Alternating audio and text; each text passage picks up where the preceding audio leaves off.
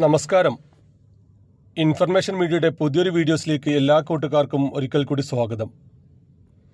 നിലവിലിപ്പോൾ pension ലഭിച്ചുകൊണ്ടിരിക്കുന്ന ആളുകൾ ശ്രദ്ധിക്കേണ്ട കാര്യങ്ങളെക്കുറിച്ചും ഓഗസ്റ്റ് മാസത്തിലെ ഓണം സ്പെഷ്യൽ പെൻഷനായ 3200 രൂപ എന്നാണ് ലഭിക്കുക എന്നതിനെക്കുറിച്ചും പെൻഷൻ ലഭിച്ചുകൊണ്ടിരിക്കുന്ന ആളുകൾ പ്രത്യേകമായി ശ്രദ്ധിക്കേണ്ട കാര്യങ്ങളെക്കുറിച്ചുമെല്ലാം വളരെ വിശദമായി നോക്കാം. ഇപ്പോൾ പെൻഷൻ ലഭിച്ചുകൊണ്ടിരിക്കുന്ന ആളുകൾക്ക് ഇനി അങ്ങോട്ട് കറക്റ്റായി തന്നെ പെൻഷൻ ലഭിക്കണമെങ്കിൽ ശ്രദ്ധിക്കേണ്ട കാര്യങ്ങളെക്കുറിച്ചുമെല്ലാം വളരെ വിശദമായി നോക്കുന്നതിന് മുമ്പായി തന്നെ ഇൻഫർമേഷൻ മീഡിയയുടെ വീഡിയോസ് നിങ്ങൾ ആദ്യമായിട്ടാണ് കാണുന്നതെങ്കിൽ ചാനൽ സബ്സ്ക്രൈബ് ചെയ്യാൻ മറക്കരുത്. നമ്മുടെ ചാനലിൽ ഒരു തരത്തിലുള്ള മത രാഷ്ട്രീയ കാര്യങ്ങളും വരുന്നതല്ല. ഗവൺമെൻറ്റിൽ നിന്ന് ലഭിക്കുന്ന സേവനങ്ങൾ, ആനുകൂല്യങ്ങൾ, അറിയിപ്പുകൾ എന്നിവയെക്കുറിച്ച് മാത്രമായിരിക്കും വീഡിയോസുകൾ വരുന്നത്. ശ്രദ്ധിക്കുക, ഒരുപാട് ആളുകൾ നമ്മുടെ വീഡിയോസുകൾ കാണുന്നുണ്ട്, എന്നാൽ സബ്സ്ക്രൈബേഴ്സ് വളരെ കുറവാണ് നമുക്ക്. അതുകൊണ്ട് തന്നെ ഏറ്റവും പുതിയ അറിയിപ്പുകൾ ലഭിക്കാൻ, ഗവൺമെൻറ് അറിയിപ്പുകളും സേവനങ്ങളും എപ്പോൾ വേണമെങ്കിലും പുതിയ മാറ്റങ്ങൾ വരാം. ഏറ്റവും പുതിയ അറിയിപ്പുകൾ ലഭിക്കാൻ ചാനൽ സബ്സ്ക്രൈബ് ചെയ്ത് തൊട്ടടുത്തുള്ള ബെല്ലൈക്കൺ കൂടി ക്ലിക്ക് ചെയ്ത് വെക്കുക. ഇപ്പോൾ പെൻഷൻ ലഭിച്ചുകൊണ്ടിരിക്കുന്ന ആളുകൾ ശ്രദ്ധിക്കേണ്ട കാര്യങ്ങളെക്കുറിച്ച് ആദ്യം നമുക്ക് നോക്കാം. അതിൽ ആദ്യത്തെ കാര്യമാണ് പെൻഷൻ മസ്റ്ററിങ്. വാർഷിക മസ്റ്ററിംഗ് ആണ് ഇപ്പോൾ നടന്നുകൊണ്ടിരിക്കുന്നത്. ഈ മസ്റ്ററിംഗ് പൂർത്തിയാക്കാത്ത ആളുകൾക്ക് പിന്നീട് യാതൊരു തരത്തിലുള്ള സാമൂഹ്യ സുരക്ഷാ പെൻഷൻ ലഭിക്കുകയില്ല. കഴിഞ്ഞ വർഷങ്ങളിലെല്ലാം ഇതുപോലെ തന്നെ മസ്റ്ററിംഗ് കഴിഞ്ഞതിന് ശേഷം ഒരുപാട് ആളുകൾക്ക് പെൻഷൻ മുടങ്ങി. ആ സമയത്താണ് നമ്മുടെ വീഡിയോയുടെ അടിയിൽ കമൻറ്റായി വന്നിരുന്നത്, എനിക്ക് പെൻഷൻ ലഭിക്കുന്നില്ലെന്ന്. നമ്മൾ അവിടെ കാര്യം അന്വേഷിച്ച സമയത്താണ് നമുക്ക് മനസ്സിലാകുന്നത് അവർ മസ്റ്ററിംഗ് പൂർത്തിയാക്കാത്തത് കൊണ്ടാണ് പെൻഷൻ മുടങ്ങിയത്. അതുകൊണ്ട് തന്നെ പെൻഷൻ ലഭിക്കുന്ന എല്ലാ ആളുകളും നിർബന്ധമായി ചെയ്യേണ്ട കാര്യമാണ് പെൻഷൻ മസ്റ്ററിംഗ്. ഇതിനോടകം തന്നെ ഏകദേശം 75% ആളുകളും മസ്റ്ററിംഗ് പൂർത്തിയാക്കിയിട്ടുണ്ട്. ഇനിയും വളരെ കുറച്ച് ആളുകൾ മാത്രമാണ് മസ്റ്ററിംഗ് പൂർത്തിയാക്കാനുള്ളത്. നിർബന്ധമായിട്ട് ഇക്കാര്യങ്ങൾ ശ്രദ്ധിക്കുക.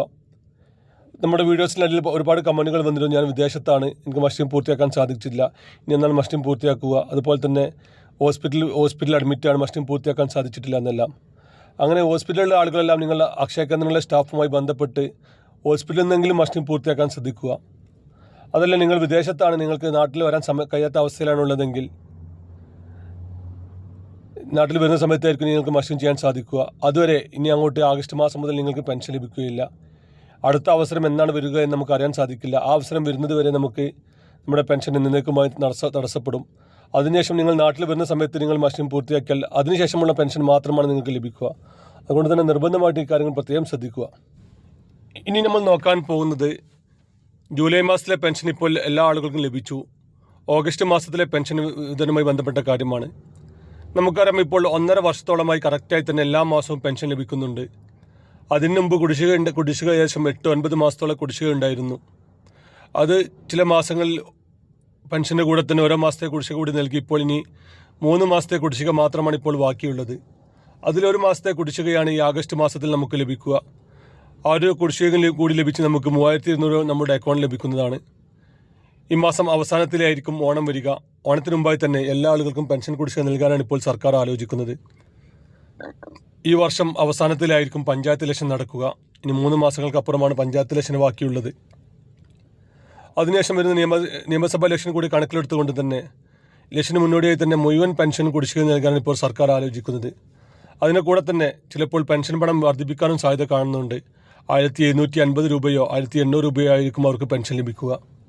അതുകൊണ്ട് തന്നെ പെൻഷൻ ലഭിക്കുന്ന ആളുകൾ സർക്കാർ പറയുന്ന എല്ലാ കാര്യങ്ങളും കറക്റ്റായി തന്നെ ചെയ്യാൻ ശ്രദ്ധിക്കുക. അതുപോലെ തന്നെ ഇപ്പോൾ ഈ ഒരു അവസരം നമുക്ക് ഉപയോഗപ്പെടുത്താൻ സാധിക്കും.